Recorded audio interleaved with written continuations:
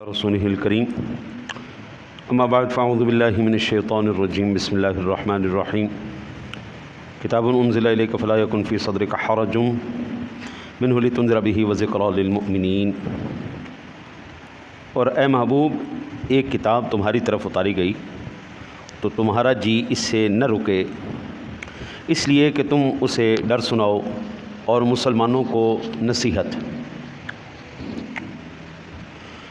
اس آیہ مبارکہ میں اس بات کا ذکر کیا جا رہا ہے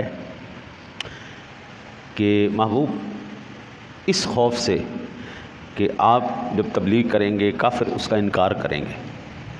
آدمی جب کوئی صحیح بات کرے نا جی اور سمجھداری کی بات کرے، جو سیریس لوگ نہیں ہوتے، ہر وقت مذاق کے موڈ میں ہوں یا دینی بات کو انہوں نے ڈیگریڈ کرنا ہو تو وہ اس کا مذاق اڑاتے، بڑا مولوی بنے ہیں، بہ جا ایڈا تنوں بہ جا تو اس کو ڈیگریڈ کر دیتے ہیں۔ اب ظاہری بات ہے جب اللہ کے حبیب نے قرآن پاک پیش کرنا تھا، کافروں نے آگے سے یہ تو نہیں کہنا تھا آپ نے بڑی اچھی بات کی جی ہم آپ اس کی قبول کرتے ہیں، وہ تو انکار کریں گے، شرارتی لوگ تھے، وہ تو چاہتے یہ تھے کہ حضور کا انکار ہو جائے، یہ تبلیغ اور دین اسلام کا مذاق اڑ جائے۔ میرے آقا نبی اکرم صلی اللہ علیہ وسلم سے بڑھ کر اس کائنات عالم میں انسانیت کا، مسلمان تو ہے ہی ہے، انسانیت کا بھلا چاہنے والا کوئی نہیں رہا، اور جس درد دل کے ساتھ حضور نے انسانیت کے لیے بھلا سوچا ہے اور اس کو جہنم سے نکال کے جنت کی طرف لے کے گئے ہیں، اس درد کے ساتھ کسی نے نہیں سوچا۔ اچھا جی، اب یہ کس حد تک حضور کی وہ جو تھا منشا اور تمنا تھی کہ لوگ جنت کی طرف آئیں، جہنم کو چھوڑ دیں، ایمان کی طرف آئیں، کفر کو چھوڑ دیں۔ قرآن پاک کی چند آیات مقدسات ہیں، اشارتاً میں عرض کر دیتا ہوں۔ ارشاد باری تعالیٰ ہے فَلَعَلَّكَ بَاخِعٌ نَفْسَكَ عَلَىٰ آثَارِهِمْ إِن لَّمْ يُؤْمِنُوا بِهَٰذَا الْحَدِيثِ أَسَفًا۔ اگر وہ اس قرآن پر ایمان نہ لائے تو کہیں فرط غم سے آپ جان نہ دے دیں۔ کیا محبوب آپ جان دے دیں گے؟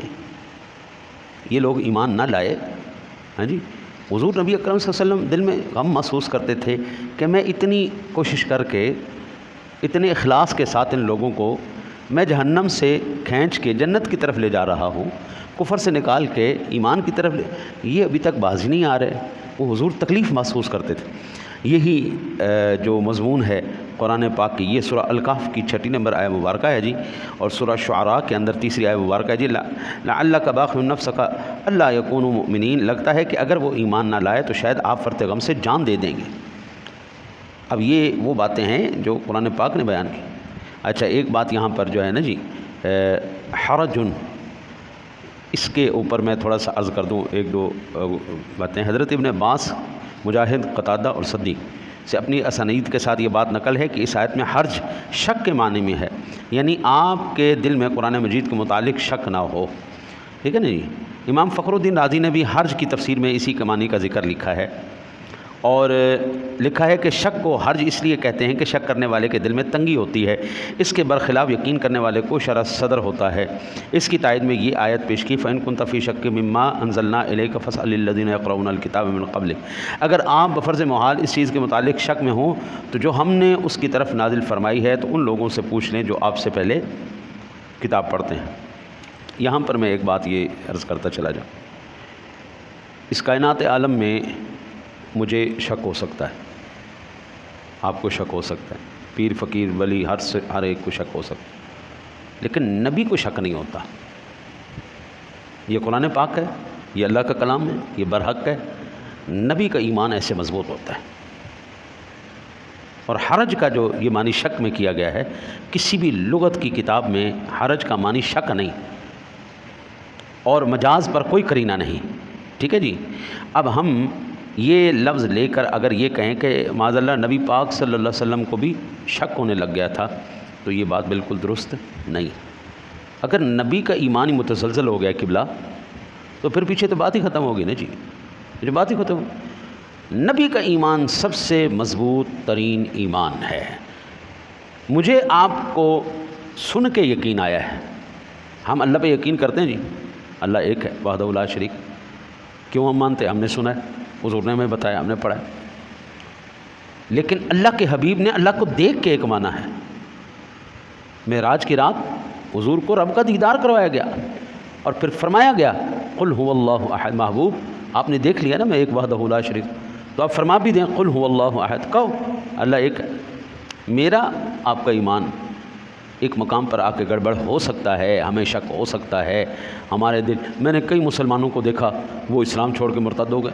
یہ ابھی تازہ ہندوستان کے اندر وسیم رضوی کا واقعہ ہوا، ہاں جی، منحوس آدمی، آپ وہ دیکھیں گے نا جی، اچھا بھلا مسلمان تھا، اور پھر ہندوؤں کی حمایت میں اس نے قرآن پاک میں سے 26 آیات جو جہاد کا حکم دیتی ہیں، وہ سپریم کورٹ کے اندر اس نے جو ہے وہ دعویٰ کیا کہ جناب یہ قرآن پاک سے آیات مقدسات کو نکال دینا چاہیے، کیوں یہ آتنکواد کو بڑھاوا دیتی ہیں، یعنی دہشت گردی کو یہ بڑھاوا دیتی ہیں.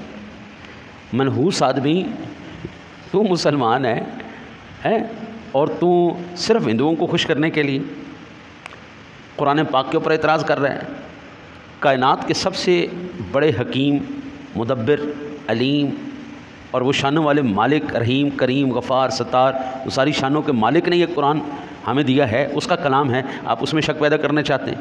لو جی، قرآن کہتا ہے کہ آپ اس وقت تک ان کو راضی نہیں کر سکتے، کافروں کو، یہودیوں کو، جب تک آپ خود یہودی اور کافر نہ ہو جائیں. لو جی، قرآن کی نحوست پڑی اس کے اوپر، وہ بندہ ہندو ہو گیا. ہائے ہائے ہائے ہائے. اگر وہ ہندو ایک قوم ہوتی نا جی تو پھر اس کو قبول کر لیتی، لیکن ان میں تو کاسٹ سسٹم ہے، درجہ سسٹم ہے، ایک شودر ہے، ایک برہمن ہے، ہاں جی، ایک اچھوت ہے، ہاں جی، یہ تو ان کے اندر کاسٹ سسٹم چل رہی. اب وہ کس میں گیا؟ برہمن تو ہو نہیں سکتا، ہاں جی، تو گیا شودریں، شودران انہوں ٹکا ٹوکری کر دیتا، پھر کتے کی موت مرا. ہاں یہ اب کی بات ہے، ماضی قریب کی بات ہے، ہاں جی، آج یہ 2023 چل رہا ہے نا جی، اور اسی کے اوائل کی بات ہے، شروع کی بات ہے. وہ مرا ہے منحوس آدمی، کتے کی موت مرا، کتے کی موت. اللہ کا پاک کلام حضرت اس کو شک ہوا، بے ایمان ہو گیا. کوئی ایسے لوگ ہیں جو رشتے کی خاطر انہوں نے ایمان چھوڑ دیا ہے. منحوس آدمی کی نا سے وہ موٹا گانے والا ایک موٹا بھی تھا نا، کیا نام تھا اس کا؟ ہاں عدنان سمیع خان، ہاں جی، عدنان سمیع گیا، منحوس آدمی ادھر گیا، وہ بھی بے ایمان ہو گیا، اسلام چھوڑ دیا. طارق فتح گیا، ہاں جی، منحوس آدمی، ہندو ہو گیا، ہاں جی، کسی بھی لائق نہیں رہا. یہ ان کے جتنے بڑے بڑے اداکار ہیں جن کے نام مسلمانوں والے ہیں، ان کا اسلام کے ساتھ کوئی تعلق نہیں. آپ ان کو گھروں میں دیکھیں تو ان کے گھروں میں مورتیاں بھی پڑی ہوں گی، پوجا بھی ہو رہی ہوگی، یہ ان کا اسلام کے ساتھ کوئی تعلق نہیں. ہاں جی، نام مسلمان والا ہونا اور چیز ہے، نام مسلمان والا ہونا اور چیز ہے، لیکن اسلام اور ایمان چیز ہی الگ ہے. تو مقصد عرض کرنے کا یہ ہے، مجھے اور آپ کو تو شک ہو سکتا ہے لیکن نبی کا شک متزلزل نہیں ہو سکتا. میں ایک آخری حدیث پاک آپ کے سامنے عرض کر کے اس بات کو ختم کروں. صحیح مسلم شریف کے اندر 7207 نمبر پر حدیث پاک ہے.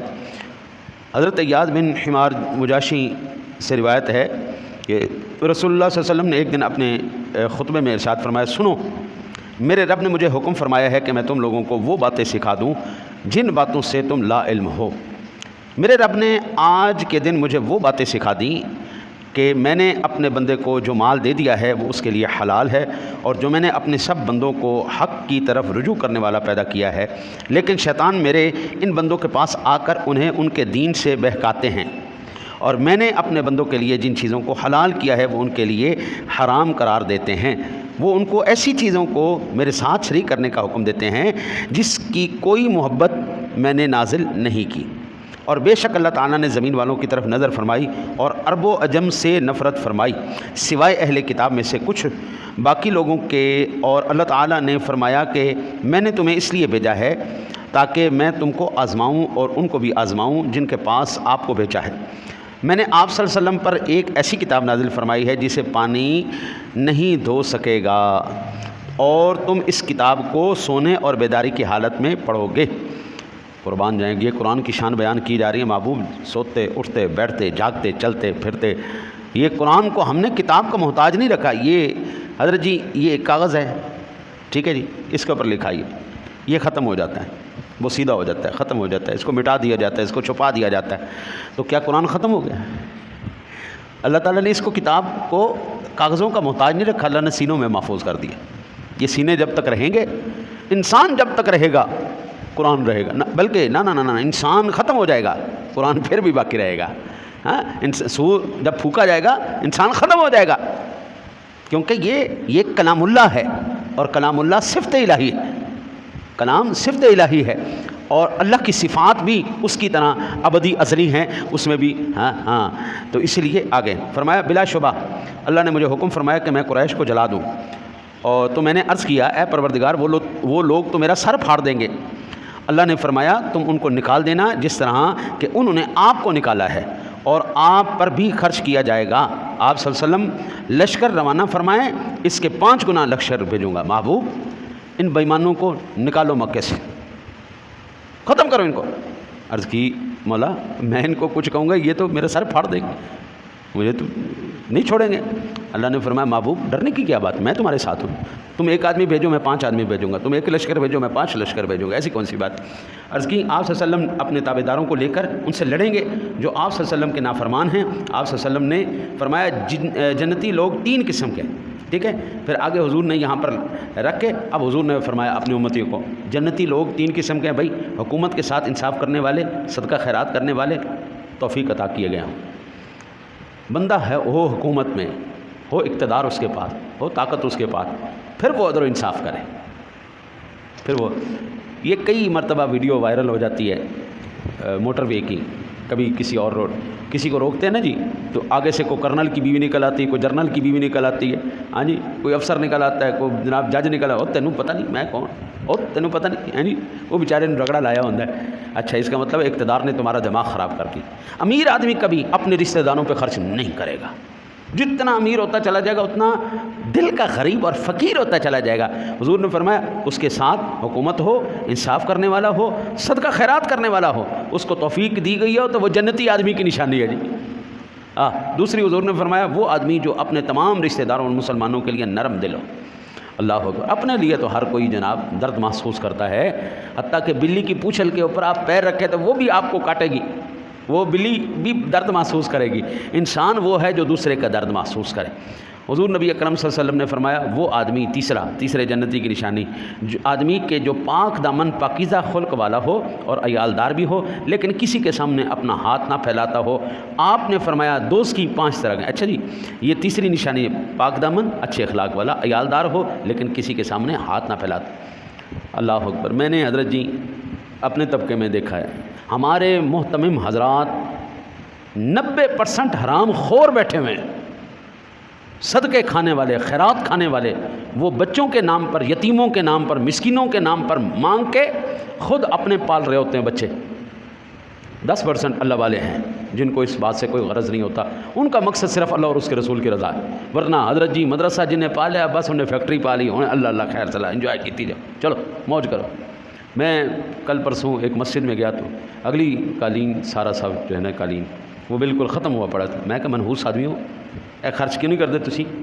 حالانکہ 7-8 لاکھ روپیہ مسجد کے اکاؤنٹ میں پڑا تھا۔ میں نے کہا یہ مر کے اتنا بھی قالین، وہ اس سے بھی آدھی صف کی مسجد تھی، میں نے کہا یار یہ مر کے جو ہے نا 5-4 ہزار روپے کا قالین آ جائے گا، تسی بدل دے کیوں نہیں؟ اور جناب پیسے ہم خرچ نو دل نہیں کرتا ہے، خرچ کرنے دل نہیں کر، مسجد والو یا مدرسہ والو بس اپنی اولاد نو بھی کھواؤ تے آپ بھی کھا دی جاؤ رج کے، ہاں جی حرام خور قسم کے لوگ۔ تو یہ رسول اللہ صلی اللہ علیہ وسلم نے ان بےایمانوں کی جو ہے صفات بیان کی۔